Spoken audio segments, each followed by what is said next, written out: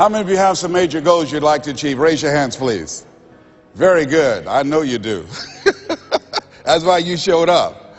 I like to ask people whether or not they have goals that they'd like to achieve, and hopefully they're goals that really are worthy of your efforts and your talents. I want you to shake someone's hand right now, on your right and left, look them in the eyes and say, you have something special. I like to ask whether or not you have goals, but I want to ask you another question. How many of you know that if you had your life to live over again, you could do more than what you've done thus far? Raise your hands, please. Now, that proves the point that what we do and what we accomplish in life is only a tip of the iceberg of what's possible for us. So I want you to think about some goals that you'd like to achieve, and I'd like for you to, let's say, break them up in 3 categories. Number 1, I want you to think about some personal goal you'd like to achieve. And I'd like for you to think about some career goal, some business goal that you'd like to achieve. And I want you to think about some social contribution, some impact you'd like to make with your life. It was Horace Mann who said, we should be ashamed to die until we've made some major contribution to humankind. I believe we live in the greatest country in the world that gives us an opportunity to leave our mark, to make a statement with our lives. And as you think about these goals, whatever those goals are, I want you to dramatically increase those goals. And I want to warn you, I don't want you to think about how you're going to do it. How is none of your business. The most important thing is just to increase those goals dramatically. I've found that most people fail in life, not because they aim too high and miss. Most people fail in life because they aim too low and hit. And many don't aim at all. So raise the bar on yourself and don't ask how you're going to do it. I'll never forget when I decided that I wanted to become a motivational speaker. I saw the late Dr. Norman Vincent Peale, and my heart said, I can do that. But my mind asked the question, how? And for over 14 years, I would go see Zig Ziglar and Dr. Norman Vincent Peale and Jim Rohn and different speakers, and I would be in the audience, and my heart would pounce and say, you can do that, Les. And then when I would leave, I would be going to the parking lot, and my mind said, how are you going to do it? And I spent so many years trying to figure out how. I wasted 14 years. How many of you ever procrastinated? Raise your hands, please. Yeah, see, so as you begin to think about your goals, the most important thing is, and write this down, commit yourself. See, once you commit yourself, the how will come, the way will come. Once you commit yourself, you will then figure it out. And if you're going in the wrong direction, all you have to do is turn around and go in the other direction. You will figure it out. You want to begin to just challenge yourself. You want to stretch yourself because you really don't know what you can't do. I'll never forget the first day that I met Mr. Washington. I was born in a poor section of Miami, Florida called Liberty City. I was born in an abandoned building on a floor with a twin brother. And when we were 6 weeks of age, we were adopted. And when I was in the 5th grade, I was identified as EMR, labeled educable, mentally retarded, put back from the 5th grade into the 4th grade. And I failed again when I was in the 8th grade. I don't have any college education, but because of my mother, and I feel like Abraham Lincoln, who said, all that I am and all that I ever hope to be, I owe to my mother. I saw a sign once that said that God took me from my biological mother's womb and placed me in the heart of my adopted mother. So my first major goal was to buy my mother a home, to take care of my mother. And I did that, took care of her until she passed at 88. But I'll never forget when I met Mr. Washington. I was in a class waiting on another student, and he came in and he said, young man, go to the board and work this problem out for us. I said, oh, sir, I can't do that. He said, why? I said, I'm not one of your students. He said, look at me. I said, yes, sir. Go to the board and work the problem out anyhow. I said, sir, I can't do what you're asking me to do. He said, why? Sir, because I'm educable, mentally retarded, sir. And as the students erupted in laughter, he came from behind his desk, he looked at me and he said, don't you ever say that again. Someone's opinion of you does not have to become your reality. And that was a turning point in my life. On one hand, I was humiliated. But on the other hand, I was liberated. Because he looked at me with the eyes of Goethe, who said, look at a man the way that he is. He only becomes worse. But look at him as if he were what he could be.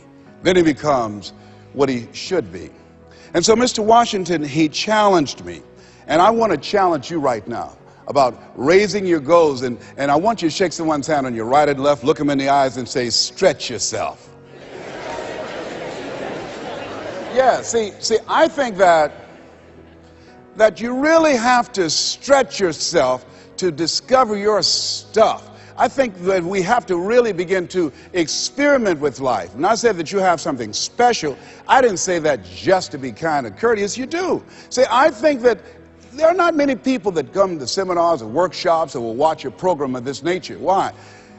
I just think that most people are just satisfied to where they are. I'm reminded of a man one day. He was walking down the street and he passed his porch where some people were on the porch talking, and there was a dog moaning and groaning. And he was curious why the dog was moaning and groaning. And he went back and he said, excuse me, he asked the owner, why is the dog moaning and groaning? The guy said, because he's laying on a nail. He said, well, why won't he get off? He said, it's not hurting bad enough for him to get off. Just hurting bad enough to moan and groan.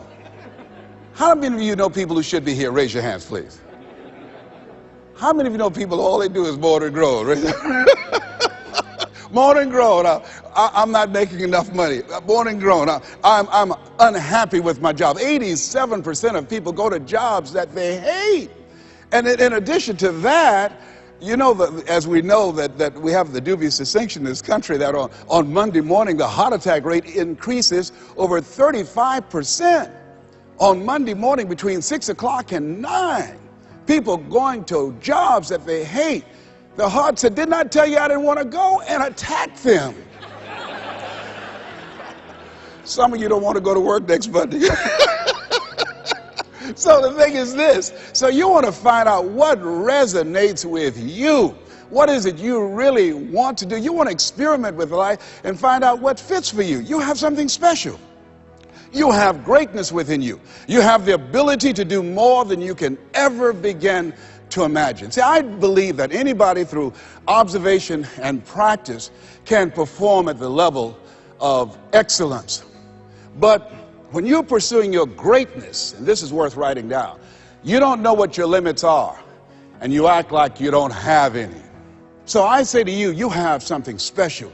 You have greatness within you. And I want to make 4 things clear. Number 1, everything that I'm going to say, you already know it. If what I share, the message that I'm going to express right now and share with you, if it wasn't a part of who you are already, you wouldn't be in the audience. That's number 1. That's very important. It's already in you. I'm going to only confirm and validate that which is a part of you anyhow. The second thing is, everything I'm going to say to you, you've heard it before. From people with college degrees and credentials, I can't hold a candle to. It's common sense, but not common practice. Third thing is, I don't want you to agree with me, and I don't want you to believe me. I just want you to be open to some things right now. I want you to think beyond that which is commonly allowed. And I'm going to tell you what I'm up to. I want you to think about your goals, and I want to tell you what I'm going to do right now. My whole goal is to get past your mind. That's my whole challenge, and there's nothing you can do about it. I'm going to do that. See, your assignment was to show up. My assignment is to get past your mind and get into your heart. Once you think about the goals that you want to achieve, and I really want to challenge you to make up your mind that you're going to make that happen for yourself. And I hope that it's some goal that really resonates with who you are. When I was a little boy, my goal was to just buy groceries for our family. My mother worked on Miami Beach. She was a domestic worker. And my goal was to really be able to go to the grocery store and purchase groceries ourselves. The families knew that my mother had adopted 7 children. And so they said, Mamie, whatever food is left over after we eat, you can take that home to the children. They were very kind, very, very considerate people. My mother, who when she worked on Miami Beach, the people were very kind. I was appreciative of their generosity. But as a little boy, I said, Mama, one day, when I become a big boy, I'm going to be able to buy groceries for us. My goal as a little boy was to buy clothes for my brothers and sisters. We wore the hand-me-down clothes of the children that Mama babysat for when she went over in Miami Beach. And if the clothes were too small, she would let them out. And if they were too large, Mama could sew and take them up. And I'll never forget David Sidursky. His father was very wealthy. Mama worked for him, but David was my buddy. And so his father gave him 2 gifts for his birthday. Gave him a brand new boat, but he also gave him some motivational tapes. Earl Nightingale, I'll never forget. So he said, David, man, let me tell you something. When I die, you're going to get everything. I want you to listen to these tapes. And when his father left the room, David threw those tapes in the wastebasket. I said, David, could I have those tapes? He said, yes. I said, man, your father said, if you listen to these, you can get more and do more than what he's done. He said, hey, look, I'm going to get everything anyhow. Go ahead, take them. I told my children, I'm not leaving them anything. You know, if I had a quarter and thought I was going to die, I'll swallow it.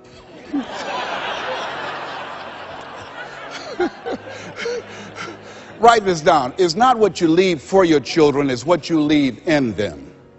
Not what you leave for them, what you leave in them. No, absolutely not. I'll tell you something else happened. I'll never forget. Mama came home one day and said, Leslie, David sent you a new pair of shoes his father got for him. I said, oh, Mama, thank you so much. I can't wear David's shoes. I said, why? Well, you tell my buddy that, you know, I wear size 9.5. He wears size 9. She said, boy, shut up, sit down, and put those shoes on. She said, Marvin Ann, go get some Vaseline. And she came in there, and my sister started rubbing the Vaseline on my feet. And she said, run some water in the bathtub. And she's now go in there and put your feet in those shoes and don't mash the heel down. I said, Mama, shut up, boy, don't mash the heel down. And then she had me to get in the bathtub. I said, Mama, these shoes hurt. She said, get in there and walk around in the water. And I'm walking around the bathtub. Then she tried to distract me. I knew what she was doing. How'd you do at school today? I did good. Did you get in any fights? No, ma'am. You know you fought somebody. Well, I only hit 3 people today. and then after a while, she said, how you doing? I said, well, they hurt. Do they hurt as bad as they were before? No, ma'am, they feel a little bit better. Keep on walking, keep on walking. And then after a while, when the leather soaked up the water, the leather began to stretch to a perfect 9.5. You think Fortune 500 companies started talking about doing more with less? My mother's been doing that for a long time. It's amazing what you can do. But who would have thought, anybody looking in on this kid and these 7 children, who would have thought? And I look at you, I say, you have greatness within you.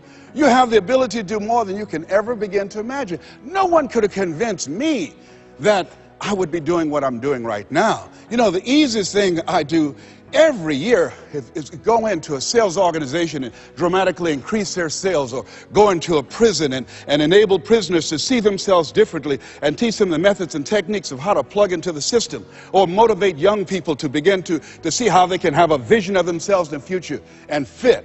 That's the easiest thing I do, or train a speaker to help them to leverage their experience as a speaker and say, look, speaking is a projection of who you are, not who you think you ought to be, and come with power from a platform. That's the easiest thing I've ever done. Let me share with you the most difficult thing I've ever done.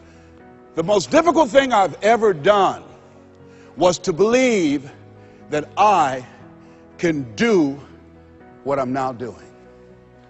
No one could have convinced me, just given my circumstances. I earn millions of dollars every year. No one could have convinced me. If both my parents came up here right now, I would not know either one. No one could have convinced me, being labeled educable, mental retarded, born in an abandoned building on the floor in Liberty City, poor section of Miami, Florida, failing twice in school, no college training, never worked for a major corporation. I did not know I can do what I'm doing right now. Never forget Mike Williams, my mentor.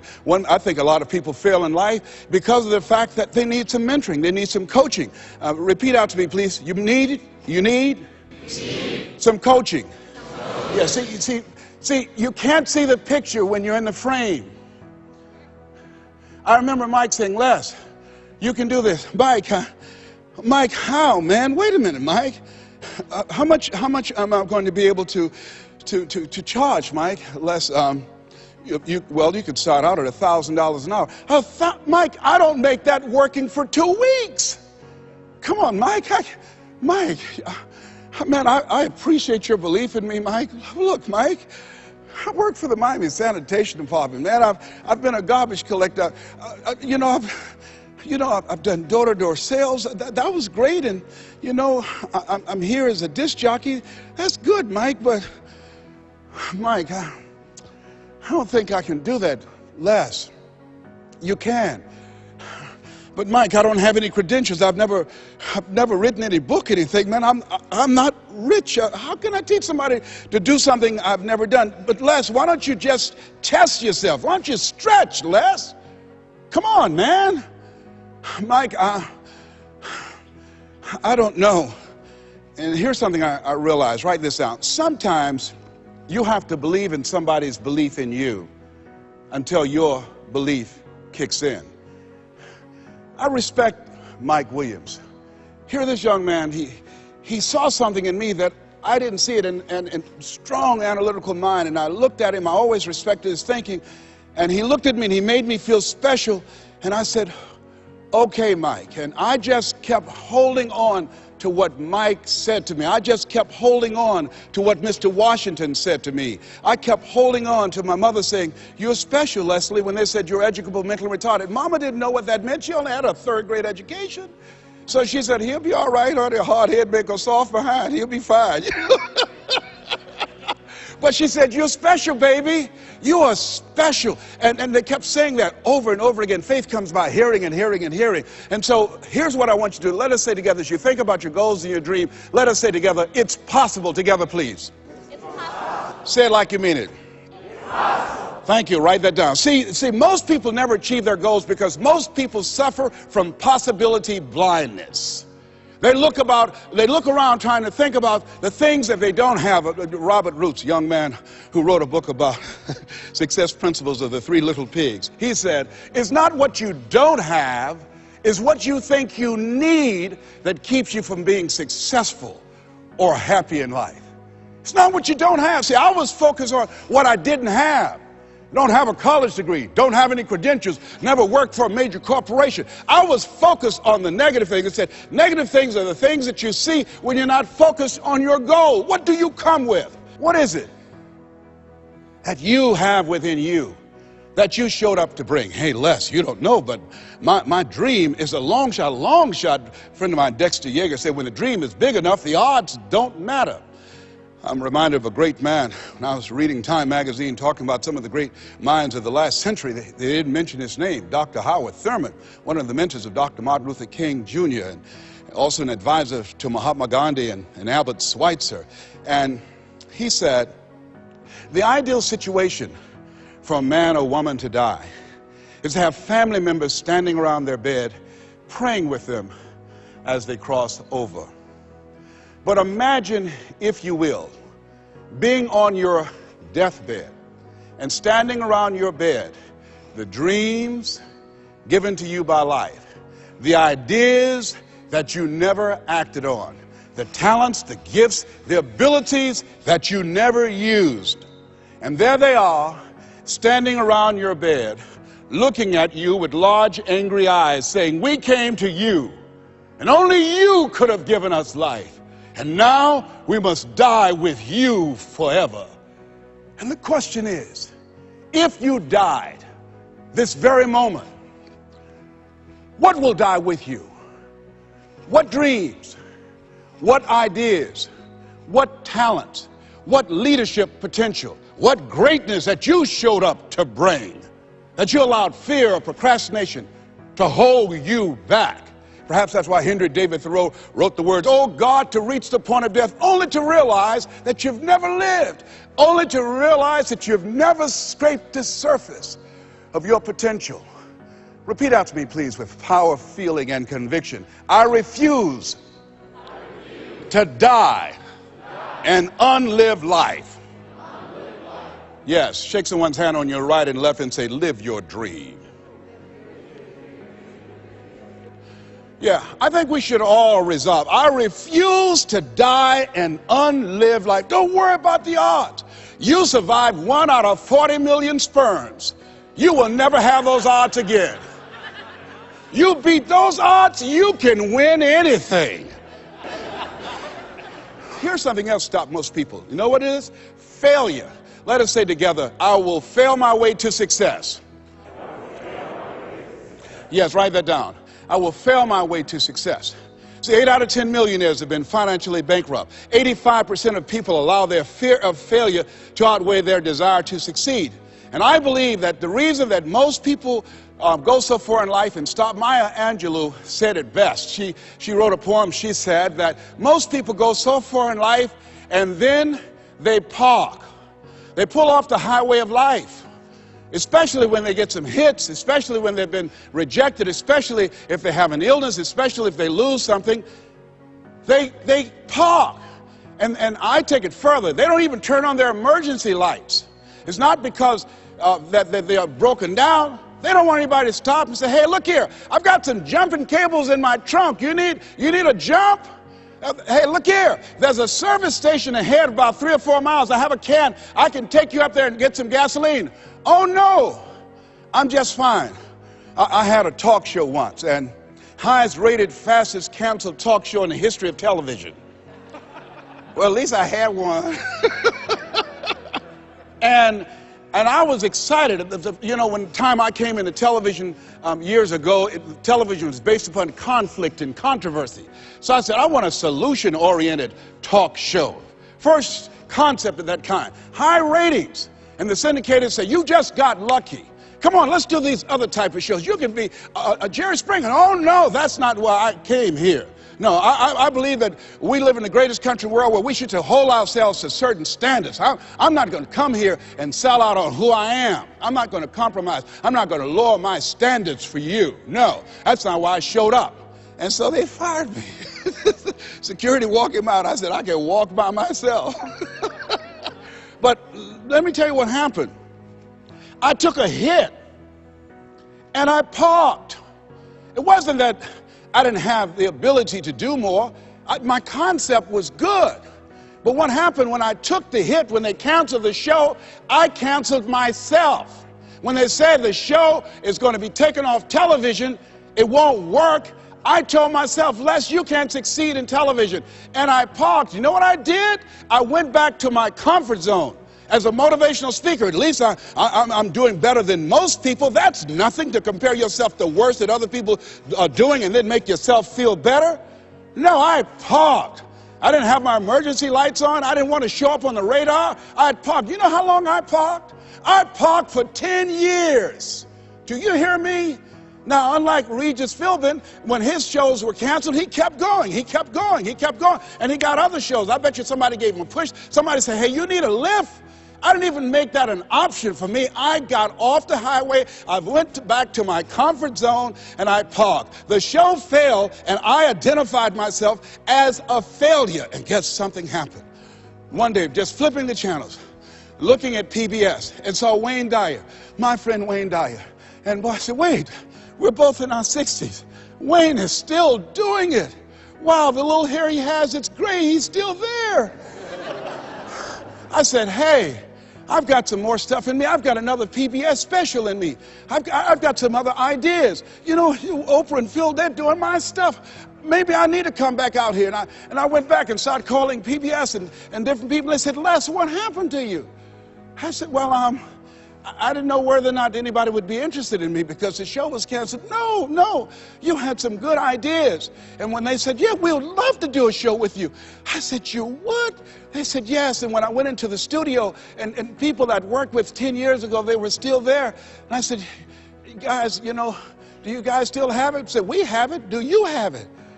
I said, I think so. And I did the show, and I wasn't as good as I was 10 years ago because I was off the highway. I'd gotten off the highway of life. I'd been parked for so long, it's taking me some time to get my strength back, to find my power, to get my confidence back. But at least I'm back out there in the game, determined to dry empty.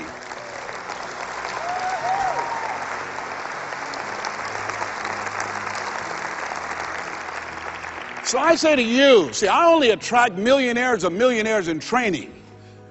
You're just going to get that in a minute. You have something special. You have greatness within you. And the only reason you're here, you are my assignment. You can feel me. Some of you feel me right here in your heart of hearts. And my goal is to get past your mind and into your heart. So it's necessary that you have the mindset that I can do this.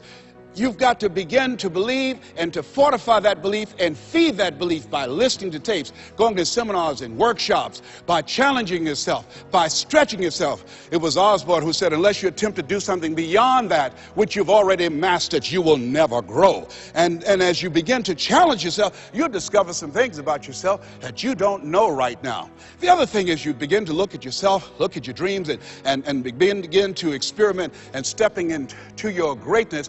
One of the things that's very important, whatever goals and dreams that you have, repeat after me, please. Make your move before you're ready.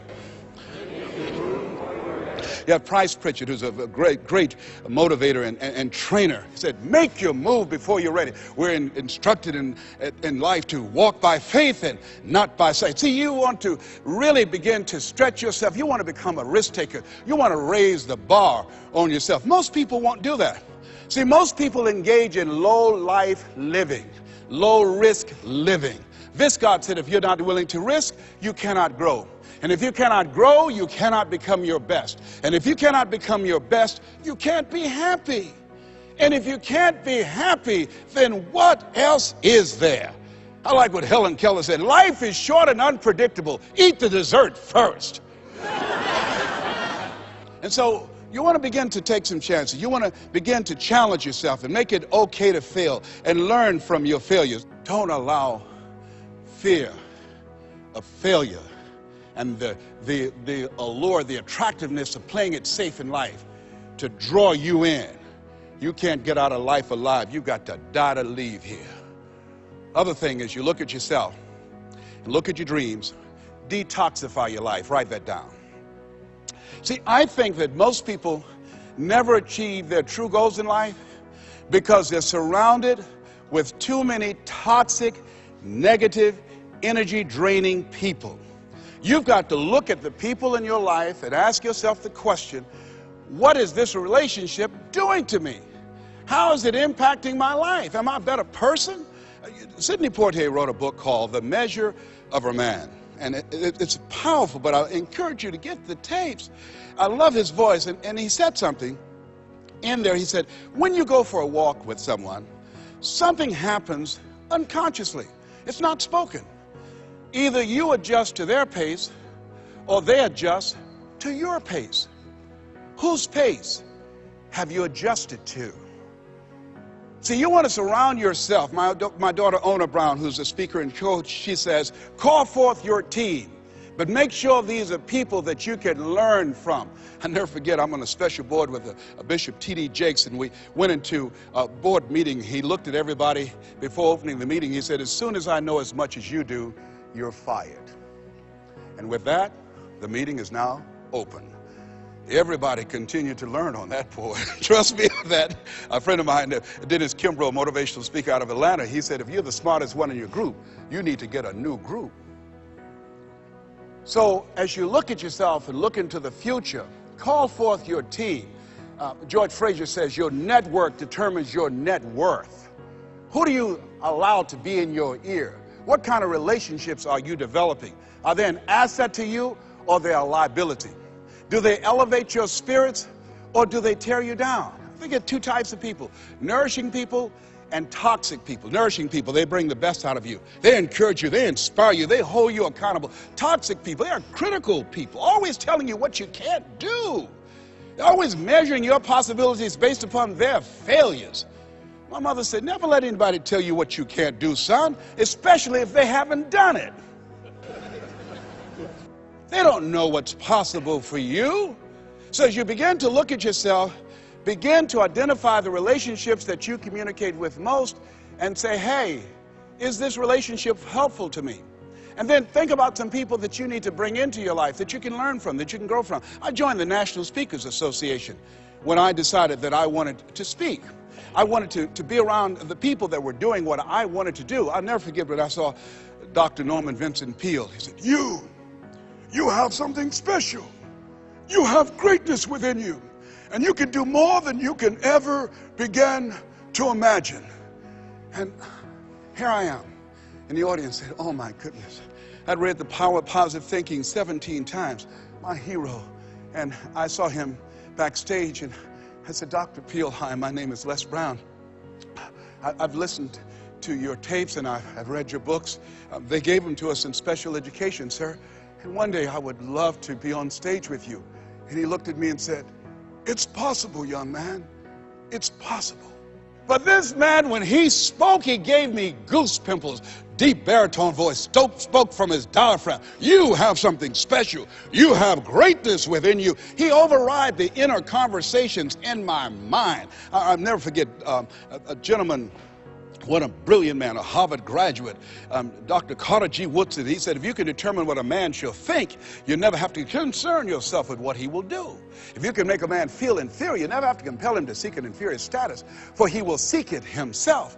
And if you can make a man feel justly an outcast, never have to order him to go to the back door. He'll go without being told. And if there's no door, his very nature will demand one. See, we live in a world where we're told more about our limitations rather than our potential. How many of you have ever been told that you couldn't do something? Raise your hands, please. You know, MIT did a study that if I say to you, you can't do that, that 16 people have to come along and say, you can do that, you can do that, you can do that, to neutralize that, and the 17th statement that you hear, you can do it, will be the one that will finally stick. So you have to watch who's speaking into you. You've got to begin to monitor your mind. And you've got to begin to literally be proactive in programming yourself to success. Be ye not conformed to this world. Be ye transformed by the renewing of your mind. You've got to take responsibility to make that happen. And as you begin to do that, you'll begin to see some incredible changes in your life. I understand now when Earl Nightingale said, all of us are self-made, but only the successful will admit it. As you begin to look at your dreams and look at your goals, write this down. Make know you're a vitamin. See, most people stop short of their dreams and park and get off the highway of life because of the rejections of life. You will always be rejected.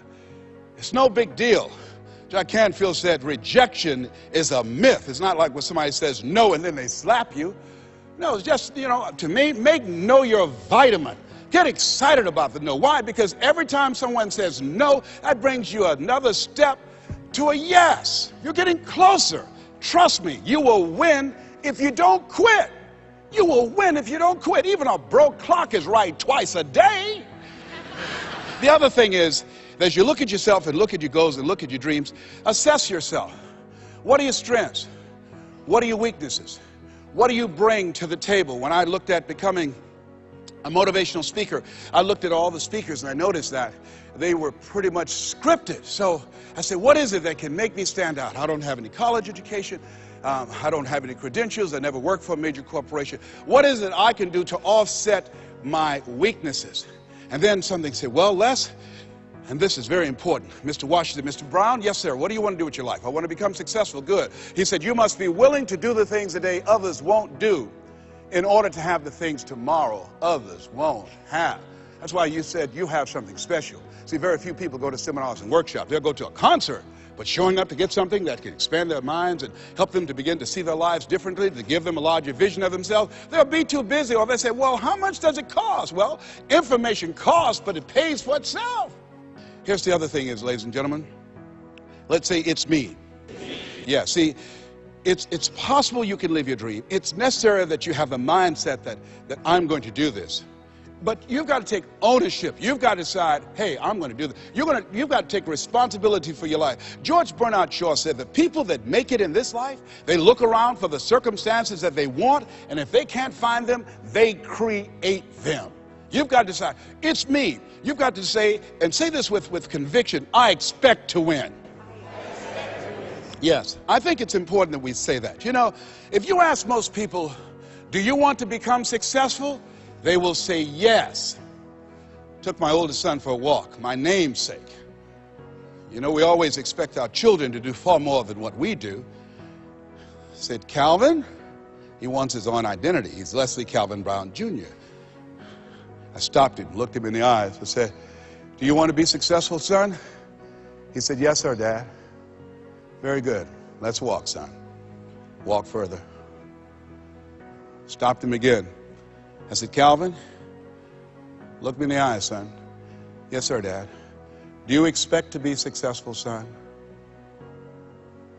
And he stood there and he looked at me and his eyes got glassy. And He said, let's walk. And the reason that he said, let's walk, because my son is very bright. Of all my children, he's perhaps the smartest one.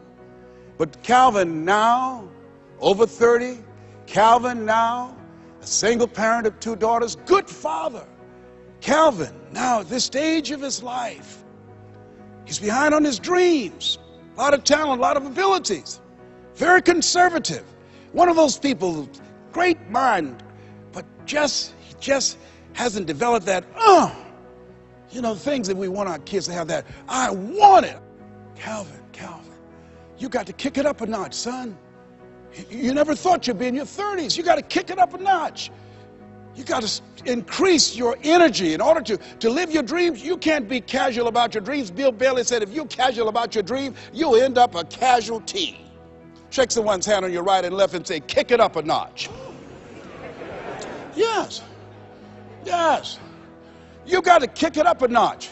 What is it you bring? And whatever you bring, you've got to kick it up a notch. What is your signature as you look at where you want to go and what it is you want to do? As you look at your product or your services, repeat out to me, please. Provide more service than you get paid for. Yeah, see, that becomes your signature. When you look at your goals and look at where you want to go, at your products, at your services, at your industry, you want to set some high standards for yourself. I like what Henry David Thoreau said, do not go where the path may lead, but go where there's no path and leave a trail. How is it that your industry will be done differently 5 years from now, 10 years from now? What is your reputation in your industry? When you come into a room and you leave, what's the scuttlebutt about you? Do people say, hey, that's a go-to person. That's a person, if you ask them to do that job, you're talking about the job being done. It will be done extremely well. Are you known for that person that stand out with what you do, that stand out with your quality of service, with your standards, always looking for ways to better your best? Are you one of those people that believe, well, if it ain't broke, don't fix it? Japanese believe it ain't perfect, keep working on it. Are you willing to keep working on it? Are you willing to realize that you have not done your best stuff yet, that you can better your best? You've got to take responsibility for that. And now let's go to the next level. Not only is it possible that you can live your dream, is it necessary that you call forth your team and surround yourself with people that you can learn from and grow from, that you must work on yourself and monitor yourself and train yourself, that you've got to begin to take total responsibility for the outcomes that you want to produce in your life. But let us say together with power and conviction, it's hard. Yes, ladies and gentlemen, living a dream, changing your life, is hard. It's hard when you lose all your money, when you've given it the best that you have, when you have some major setback. It's hard. When a doctor looked at me and said the 3 horrible words no one wants to hear, you have cancer. It was hard to mobilize my mind and spirit, to listen to tapes and music and read scripture and be around other people and seeking out other prostate cancer conquerors to believe that I could do this. It was hard. Never forget, my son said, Daddy, are you going to die? Why are you asking me that? You're not going out much. You're not the bubbly personality that I know you to be. You're not talking much. You're spending a lot of time in the room by yourself, Dad. Are you going to surrender? Are you giving up? Are you going to let that doctor's opinion become your reality? Will my daddy see me graduate? Yes, son, yes. I'm going to fight. No, I don't think it's my time yet. I'm going to see you graduate, but more than that, I've got some other things that I'm going to do with my life. And I thank you for asking me that. But I must tell you that I'm scared. I'm scared. And I've never been in this situation before. It's been easy for me to talk to people and encourage people when they've had challenges in their lives. But it's me.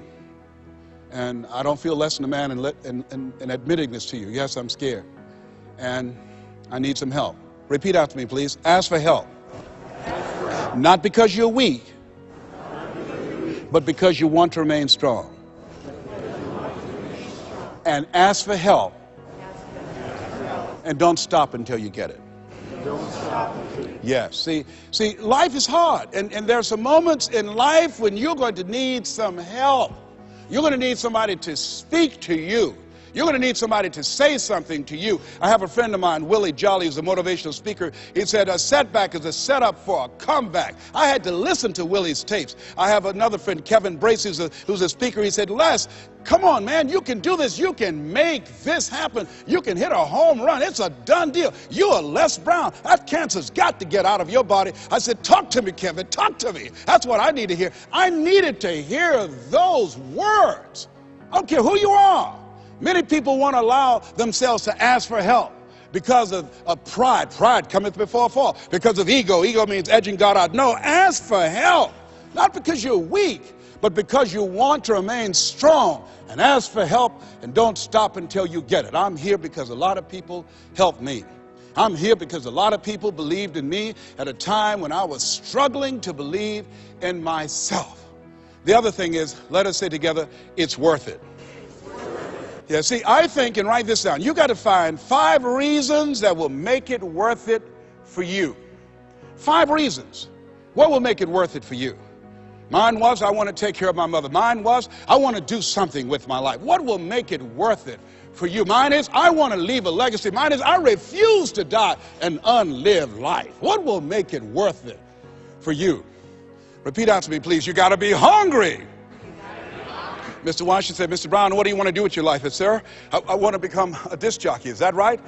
Yes, sir. Good. Mr. Brown, you got to be hungry.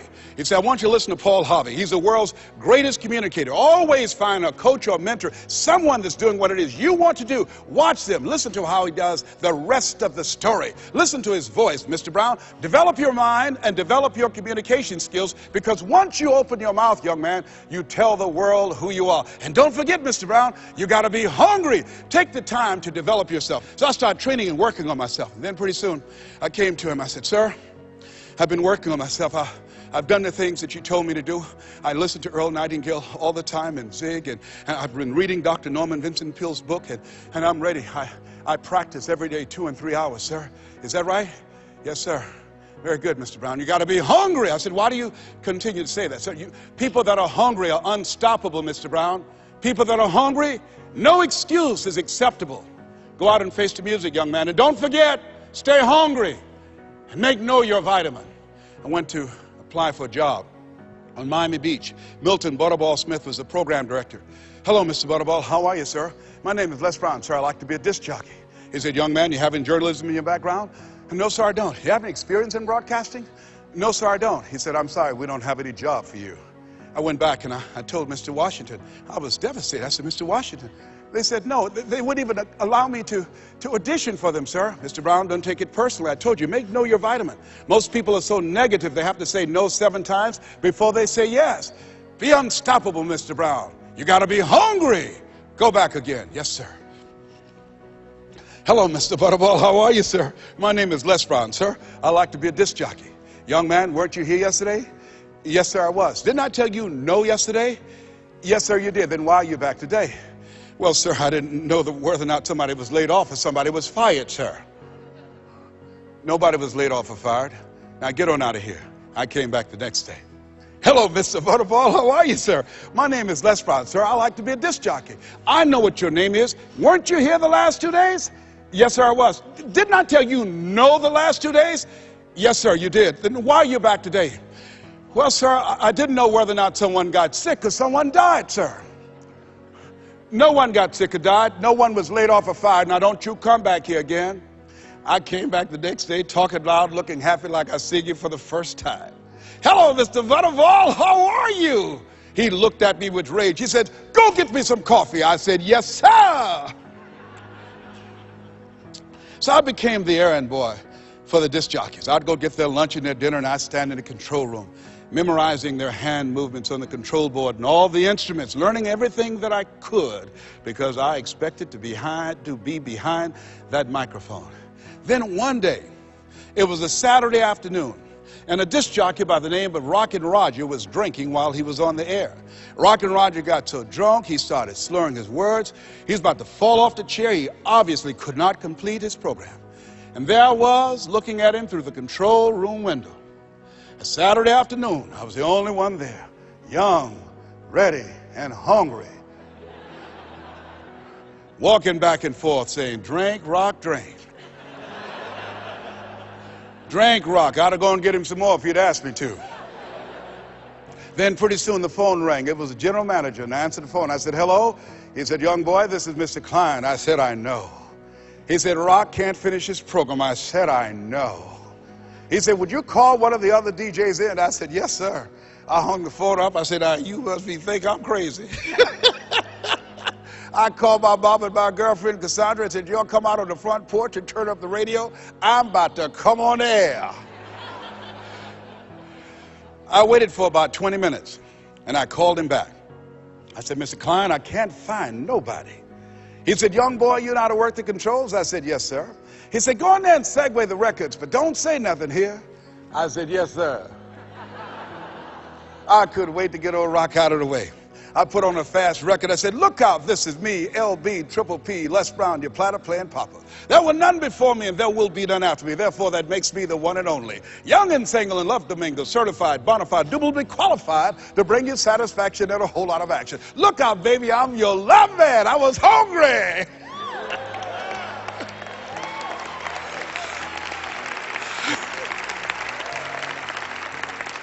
The people that want to step into their greatness are hungry. Shake someone's hand on your right and left and say, you got to be hungry.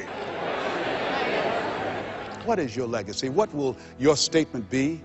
Resolve every day, read it every day. I refuse to die and unlive life. I like to leave this with you that Mama used to love to hear me say. She said, boy, say that thing for me, and I dedicate this to you, to the greatness that's within you, because it's there. And it says simply this: if you want a thing bad enough to go out and fight for it, to work day and night for it, to give up your time, your peace, and sleep for it, if all that you dream and scheme is about it, and life seems useless and worthless without it, and if you gladly sweat for it and fret for it and plan for it, and lose all your terror of the opposition for it, and if you simply go after that thing that you want with all of your capacity, strength and sagacity, faith, hope, and confidence, and stern pertinacity, if neither cold poverty, famine, shall sickness or pain of body and brain can keep you away from the thing that you want, if dogged and grim you besiege and beset it, with the help of God you'll get it. This has been Mrs. Mamie Brown's baby boy. God bless you and God bless America. You have greatness in you.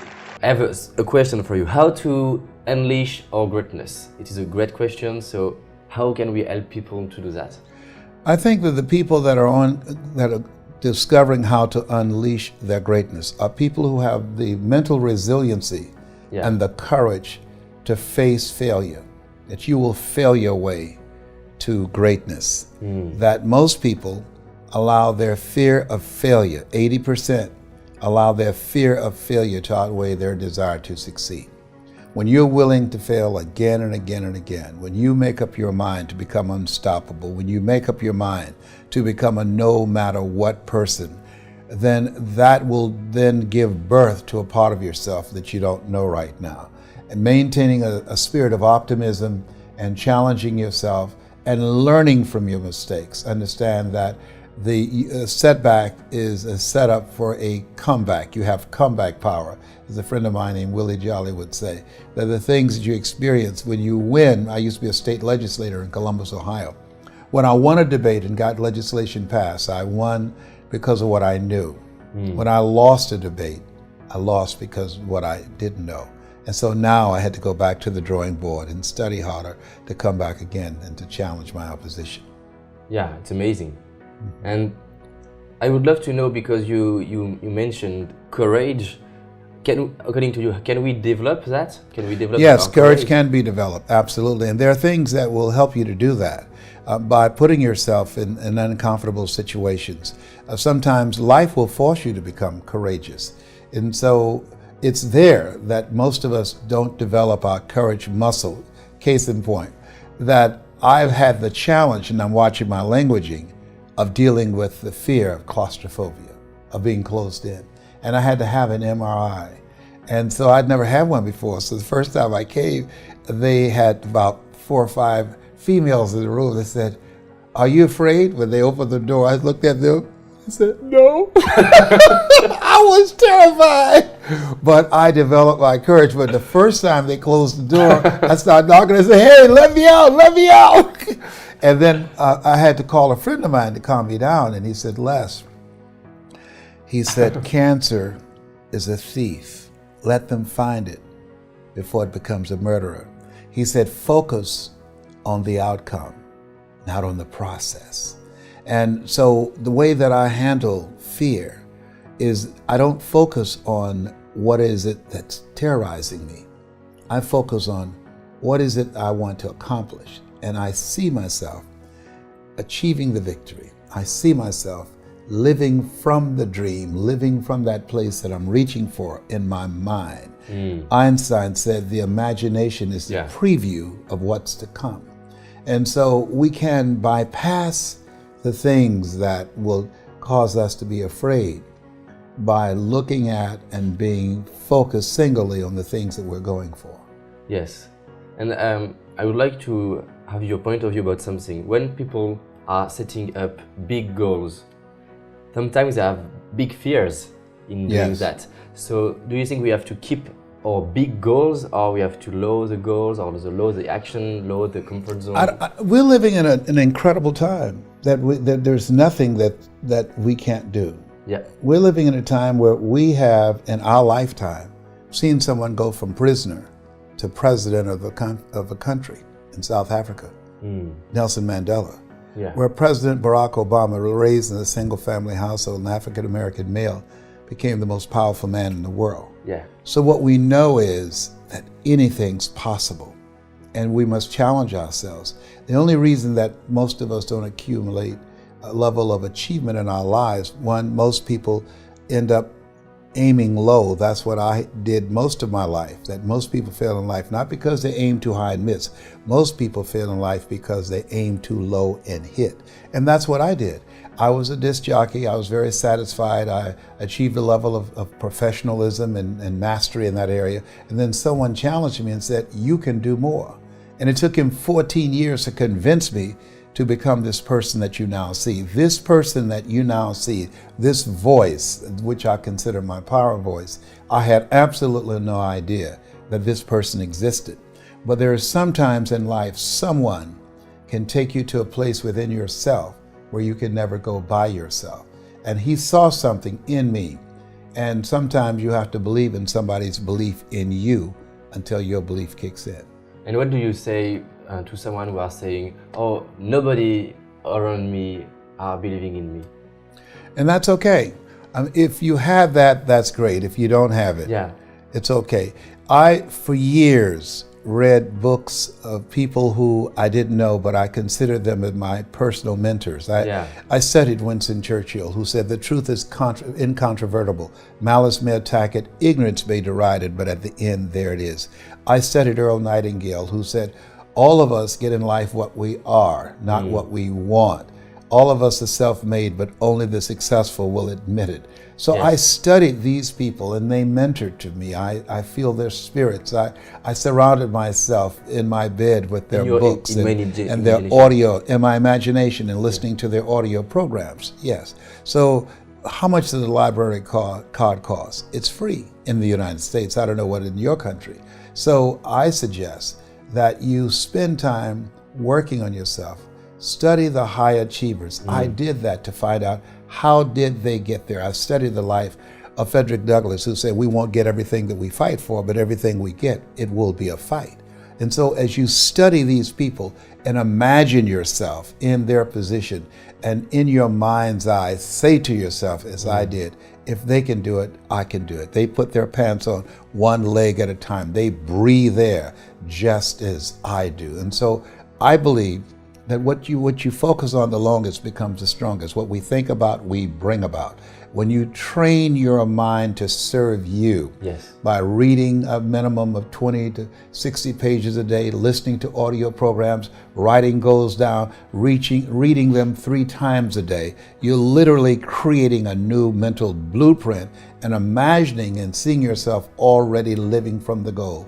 You begin to do some things that most people look at and see as magical. Yeah, great. And do you advise to read a lot of biography? Yes, I love to read the biographies of people because I wanted to know what is it that helped to develop their thinking, their character, their philosophy, their whole approach to life. What are the things they went through? What are the things that challenged them? What are some of the things that I can learn and glean from their life that will help me to get to that next level? It's very informative to look at the whole person as opposed to a slice of their lives. I want to make a difference in for youth. Do you think it could be a powerful idea to help youth to read biography? It is very important that they read biographies. Yeah. I did that as a young person, absolutely, because I was I'm a twin, and so my twin brother was always held up in my face, and I was taunted. I was called the DT, the dumb twin, and so I wanted to prove that I was not dumb. It just takes me longer to learn things than most people.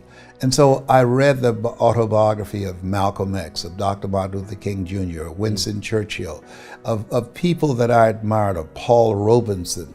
And by reading and studying their careers, it gave me some clues. Success leaves clues, and so it gave me some keys to things that would become part of my life that would help me to become successful in the area that I had chosen. At the beginning of your journey, did you had believe that the fact that you are black could be a disadvantage at the beginning? At the beginning, I thought that that would be a factor for me. My mentor said, Les, don't focus on your paint job. Focus on where you're going once again. Yeah. Keep your eyes on where you're going. It became a factor in a variety of situations, but to my advantage. And what I mean by that, it gave me a strength and an advantage to motivate and inspire audiences. When a Tony Robbins or a Joel Osteen or a Brian Tracy, a Jack Canfield, Mark Victor Hansen, these are my friends, go into a primarily white audience, and 99.9% of my audience is Caucasian, and say, you have the power to live your dreams. People look at them and say, if he can do it, I can do it. But when I come in and say, you have greatness within you, you have the power to live your dreams, they look at themselves and look at me and say, if he can do it, I know I can do it, and they leave their running. Yeah. So that's an advantage I have. I think so.